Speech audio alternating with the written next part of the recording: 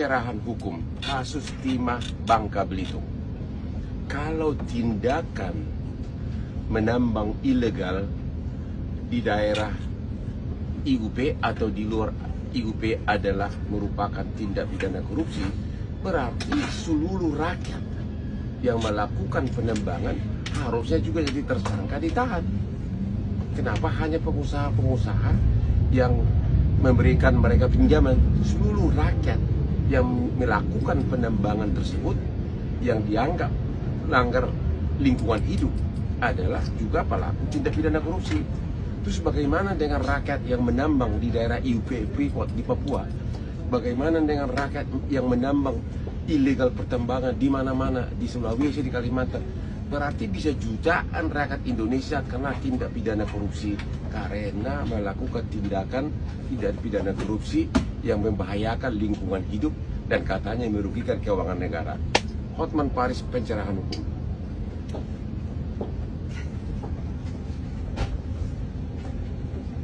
Istri dan keluarga kakak beradinya akan diperiksa juga ya Bang?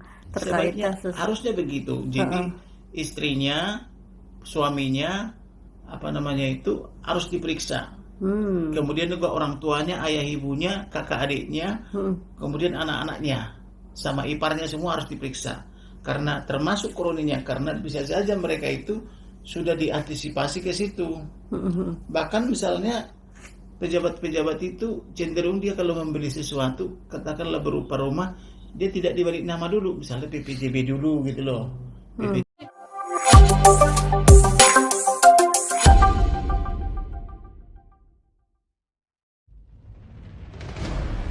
Sorotan kasus korupsi di PT Timah Terbuka yang melibatkan Harvey Moeis, suami Sandra Dewi, terus bergulir.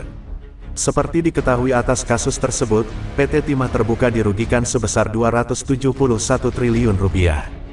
Kejaksaan Agung Kejagung sendiri sudah menahan 16 orang tersangka, termasuk 2 pesohor yakni Harvey Moeis dan Helena Lim. Akibat Harvey Moeis ditahan Kejagung, Sandra Dewi pun menuai getahnya. Warganet dan masyarakat umum menghujat, tak percaya jika Sandra Dewi tak tahu mata pencaharian Harvey Moeis. Sandra Dewi sendiri belum diketahui menunjuk siapa pengacara terkenal untuk mendampingi kasus Harvey Moeis dan dirinya. Namun, 2 pengacara top sudah koar-koar memberi pembelaan. Kedua pengacara kondang tersebut adalah Oce Kaligis dan Otto Hasibuan. Dikutip dari YouTube Intens Investigasi, Senin tanggal 8 April tahun 2024, Oce Kaligis memberikan tanggapannya mengenai dugaan keterlibatan Sandra Dewi dalam kasus suaminya. Menurut pandangan Oce, Sandra Dewi belum tentu memiliki keterlibatan dalam kasus korupsi yang menyeret nama Harvey Moeis itu. Bisa aja istrinya nggak tahu apa-apa, biasa aja, kata Oce Kaligis. Lebih lanjut, pengacara yang juga merupakan ayah dari aktris Velove Vexia itu menyoroti soal gaya hidup dari profesi Sandra Dewi. Ia mengatakan, sebagai seorang artis Sandra Dewi tidak begitu paham dengan asal-muasal kekayaan suaminya. Apalagi saya lihatkan istrinya sosialita, ujarnya. Orang artis itu, mudah-mudahan kalau gue punya pacar artis itu dia nggak mikir bagaimana pekerjaan gue, yang dia pikir bagaimana kita keluar negeri sama-sama, lanjut Oce Kaligis. Bagaimana saya berikan dia mobil, nggak pikir dari mana mobil itu, ilmunya juga nggak sampai di situ barangkali, jelasnya. Sementara itu, Otto Hasibuan meminta agar publik tak menghakimi Sandra Dewi. Saya kira kita nggak boleh juga terlalu awal menjudge ya, kita harus menganut prinsip praduga tak bersalah, ucapnya. Otto juga menguraikan alasan mengapa ia meminta hal demikian. Menurut Otto, meski Harvey Moeis telah berstatus sebagai tersangka, suami Sandra Dewi itu belum tentu dinyatakan bersalah. Sandra Dewi ini kan istri, yang dituduh sekarang ini kan suaminya, jadi suaminya sendiri pun belum tentu kita bilang bersalah. Dia, Harvey, hanya dijadikan tersangka ya, ucapnya. Ia tersangka tapi kan belum tentu bersalah juga, tutupnya. Beda riwayat pendidikan Otto Hasibuan dan Oce Kaligis, kini kompak bela Sandra Dewi di kasus Harvey Moeis. Kasus korupsi komoditas timah yang menjerat suami Sandra Dewi, Harvey Moeis kini masih bergulir. Terbaru, kini 2 pengacara kondang tanah air, Otto Hasibuan dan Oce Kaligis turut membela Sandra Dewi. Gerak-gerik santai Sandra sontak ikut dikomentari warganet. Banyak dari mereka yang menuduh Sandra tak tahu malu dan menutupi kesalahan Harvey Moise. Bahkan banyak yang meyakini Sandra Dewi mengetahui soal aliran dana pencucian uang yang dilakukan suami.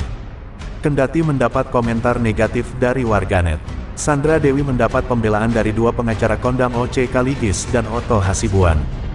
Dua pengacara dengan bayaran termahal di Indonesia ini sepakat bahwa Sandra Dewi bisa saja tidak bersalah.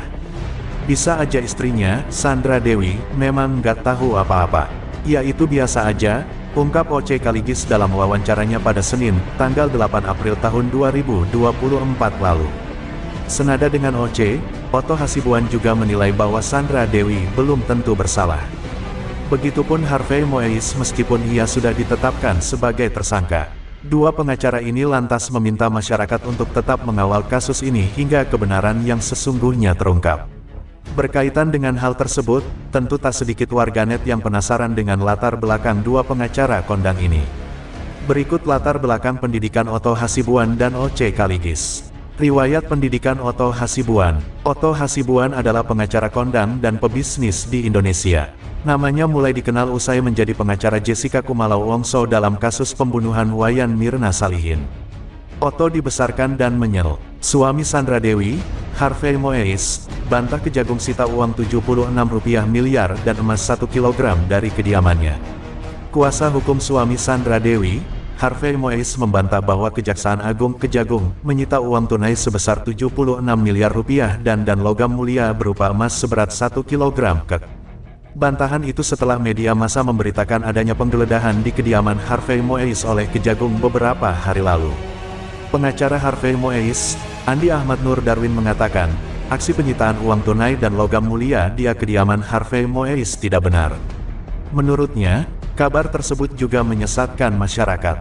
Berdasarkan fakta, maka kami tegaskan bahwa pemberitaan dalam berbagai media baik media cetak, media elektronik atau media sosial terkait temuan dan penyitaan sejumlah uang sebesar Rp76 dan emas seberat 1 kg di kediaman klien kami merupakan berita yang tidak berdasarkan fakta dan menyesatkan, kata Andi kepada wartawan, Minggu, tanggal 7 April tahun 2024. Harvey Moise, lanjut dia, berharap agar segenap pihak yang melakukan pemberitaan, baik melalui media cetak, media elektronik atau media sosial dapat terlebih dahulu melakukan verifikasi informasi kepada pihak berwenang, sebelum menyebarkan berita atau informasi.